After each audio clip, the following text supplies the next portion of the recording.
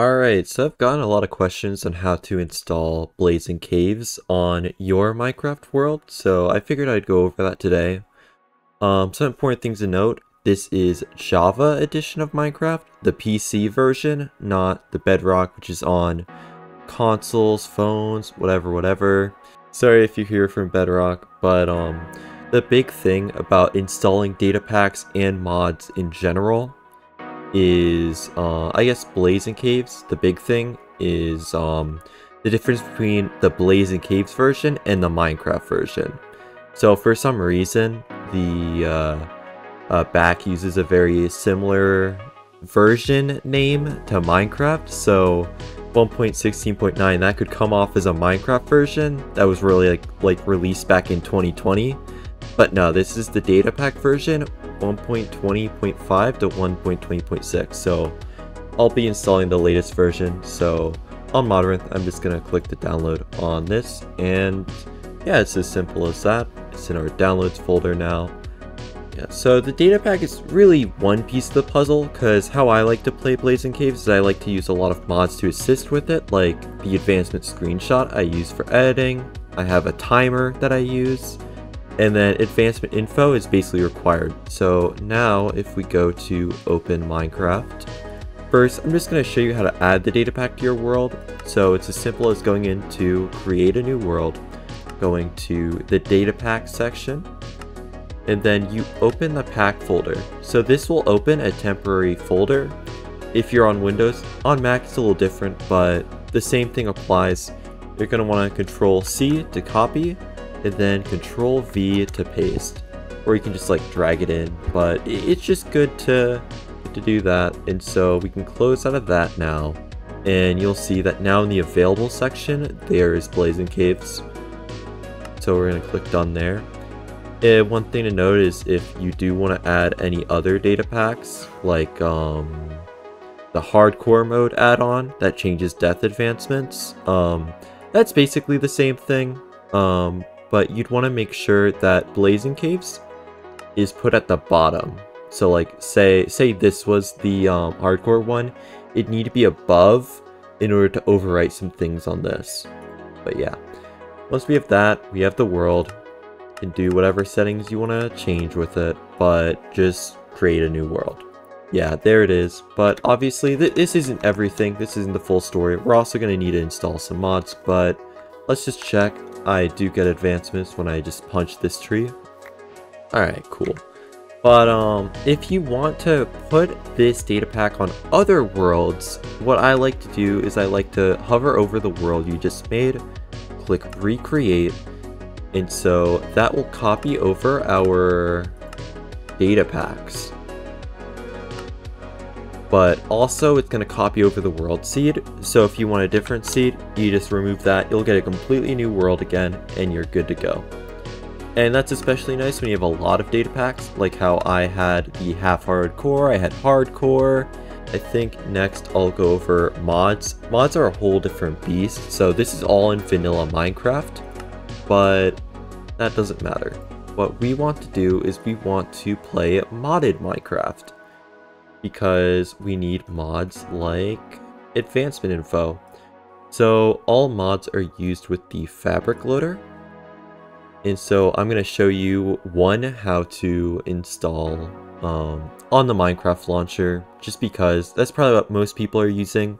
I like to use multi-MC. I'll go over that in a second. But we're just going to download and run. So we clicked on the fabric installer. Definitely with all things relating to mods, data packs, just any extra things you download, make sure you're using official links, no suspicious links. Trustworthy websites are Modrinth, Planet Minecraft, stuff like that. And all the links here, I checked earlier today, they do work. So this, of course, is linked in the description. So yeah, we're back on the fabric installation, and this is just totally fine. Minecraft version, latest. Fabric version is latest. And it'll just create a profile in our Minecraft launcher. And okay, we need to close out of it. And that's it. So we open up the Minecraft launcher again.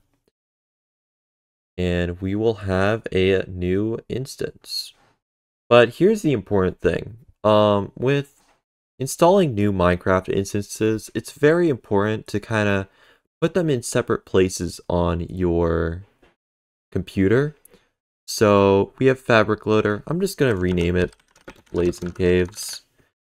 But the important thing is changing the game directory, because I use a lot of different Minecrafts. I have one for speedrunning, I have one for Blazing Caves, but it's important to keep those separate, especially Blazing Caves, where I have it automatically taking screenshots every time I reach any advancement. So I want that separate from everything else. So in order to make that separate, we're going to need to make a new folder. So the way to do that is to, well, I think one of the easier ways to do that is %appdata%, and this will bring you to your app data folder, which is where Minecraft stores everything. So we're going to go to the .minecraft folder, and we're going to add a new folder here. So right click, new folder, and I'm just going to put a dot so it appears at the top of the Minecraft folder, and I'm going to do .blaze and caves. Alright, so this is now a new empty folder, and one thing I'm going to do is I'm going to copy over my Minecraft settings to this new one. So I'm going to go over to options.txt, Control-C to copy, Control-V to paste into the new folder, and then on the Minecraft folder, on the game directory, it should default put us in Minecraft. So yeah, we're in app data, and it puts us in this .minecraft folder, and we're going to switch it over to the .back folder. So this will make it so that everything related to this game goes in the .back folder off Minecraft, and we have it right here, and I showed you how to access it with %appdata%. So from here, we're going to want to create a new folder, and this will be titled mods in all lowercase, and this is going to be the location where we put all the mods. So we're just going to save on the launcher, and we're just going to start downloading mods. So the most important mod is AdvancementInfo. We're going to want to put it on the same version of Minecraft that we want to like play on, so 1.20.6. AdvancementInfo is a little weird. It hasn't updated to 1.20.6 yet, but it still does work. So we're just going to download the latest version for Fabric. Fabric is important, and 1.20.4. So yeah, we have that. And then this has dependency mods, which means it requires other mods in order to run. So we're going to download those, Fabric API. And we're going to go to, that's a beta version. So I'm just going to go to versions, and I'm going to go to 1.20.6. And then I'm going to download that as well. And then cloth config is yet another API that we need to add. And so we're once again doing Fabric as our loader, and then 1.20.6 as our Minecraft version. And so now we have 3 mods in our downloads. And so we now have this back folder and our downloads folder. I'm going to put all 3 of these mods, Control-C copy, Control-V paste into the mods folder. So now they're all in here. And just to check that all of our Fabric loader, all of our mod nonsense is working, I'd recommend just opening the game. And we will shortly see if everything works together. And we can check if the mod itself works, AdvancementInfo. So what AdvancementInfo does is it shows, well, more AdvancementInfo. So it shows this stuff here where you get to see the criteria for the advancement. So if you need to visit every biome, it shows you the biomes that you visited and all that nonsense.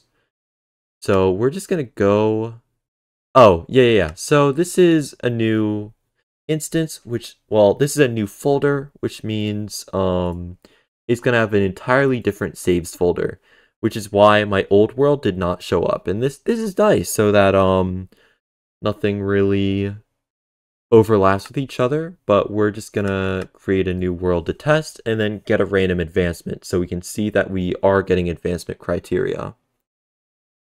All right, and then click the advancements. And yeah, you'll see here that one, the advancement area is larger, and two, it shows all the criteria that would work. So get an iron armor piece, and it shows all armor pieces that we haven't gotten yet, which is great for Blazing Caves because a lot of stuff relies on knowing this information, and so you don't have to manually track it. It's amazing. So yeah, our mods are now working, and so we safely know now that we can download more mods. So we can close out of these mods, just close out of everything. And then Sodium is a really good performance mod, so that's basically a must.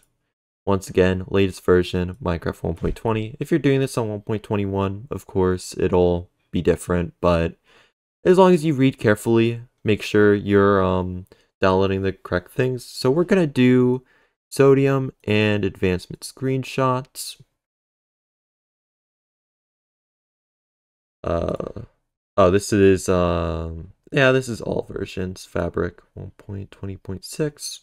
And then this one, once again, I highlighted it here. It has a dependency mod, Collective. So we're also going to download that. And so this is the mod that I use for editing a lot. It takes an advancement, it takes, bro, it takes a screenshot every time I get an advancement.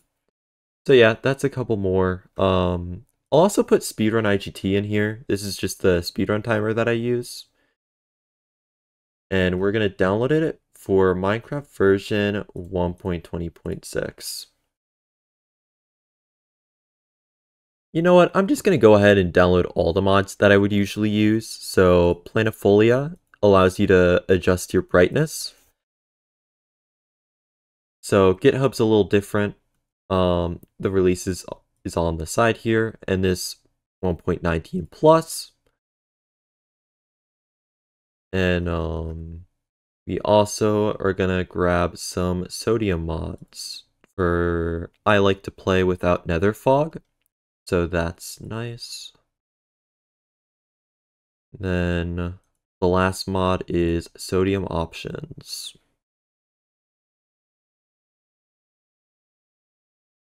Alright, and so now we have even more saves. Even more mods. So I'm just gonna take all these and just drag them in. So now we should have all the mods that I would usually use. These are the 10 mods I use to play Blazing Caves. And so let's launch it again and see if it works. I guess while we're at it, I'm going to test some other things. I'm going to make a data pack with the hardcore world. We're just going to scroll this here, see the right version. So this version is 1.20 to 1.20.4, but there's a version for 1.20.5 here. So we're going to grab that. Always make sure to click the right download button. They nearly got me here. But yeah. This one does say to unzip, which means you right click and extract all. And then in there, here's the right thing. So I'm just going to move that. Alright, we can delete those. Alright, so these are the two data packs I'm going to add to the next one, the next world that we make.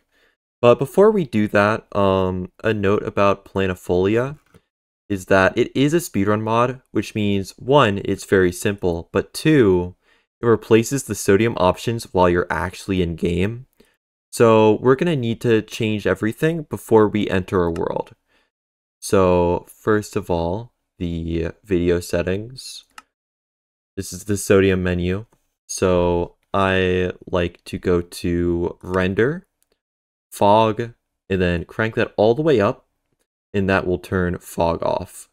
So that's very good. And then general, we're gonna put brightness up to 500. Because that's just nice. These are the two convenience mods you use just to make your life a little better.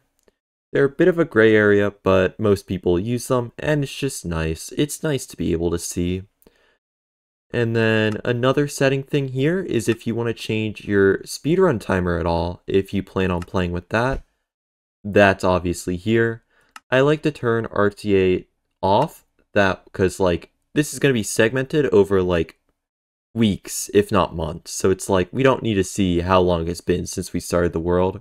I'm gonna save that, close out, and then you can kind of mess around with any settings you want here. Like I think the speedrun category is not any percent. This is just when you beat the dragon.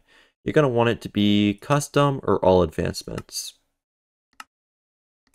So now we're gonna try a different world with both the data packs. So back hardcore. And then we're gonna add, not game rules, data packs. So we're gonna open the pack folder, and then we're gonna go to our downloads folder, which has both the data packs, Control C copy, Control V paste. And now we put this here, and then this on top. The hardcore should go on top of the other data pack. So yeah, the mods are what you load Minecraft with, and then the data packs are what you apply to the world. So we're gonna click that. Data packs are now validated, and we can create our world, see if everything's working correctly.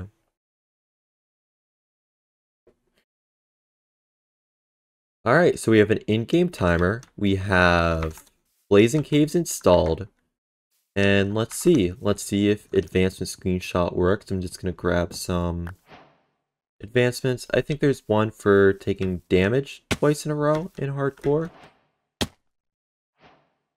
Yeah, there it is. It's not die twice, it's take damage in the hardcore one. So that's a way we can check that's working. And yeah, we have a couple of advancements here. Got like a pickaxe. And yeah, let's check if advancement screenshot has been working. So we'll go to our folder. So this is in our Minecraft folder, the .back folder. And we have the screenshots folder, which you'll notice this shows, and it shows our screenshot every time that we get an advancement, which is really nice. I like it for tracking progress and kind of just like seeing what you've done. So one more thing I haven't mentioned yet is how to adjust the config of Blazing Caves. So that is simply done by opening the LAN, okay, whatever, allowing commands and starting a LAN world. And so this allows us to run admin commands on our world. And so the command we want to run is function blaze and cave :config. And so this opens up a menu in our chat, which we can open by pressing the open chat button, T, or the open command button, which is that. But okay, so here you can toggle item rewards, you can turn those off. If you're doing co-op, you can do only the first player. Experience rewards and trophies, you can turn those off. How I played in half hardcore is I turned off trophies. And the important thing is the advancement scoreboard display settings. We're going to click that, and we're going to do the advancement scoreboard, and we're going to do on the sidebar. So we have 7 advancements. I think if I take damage to this B, I'll get another. Yeah, and so automatically counted.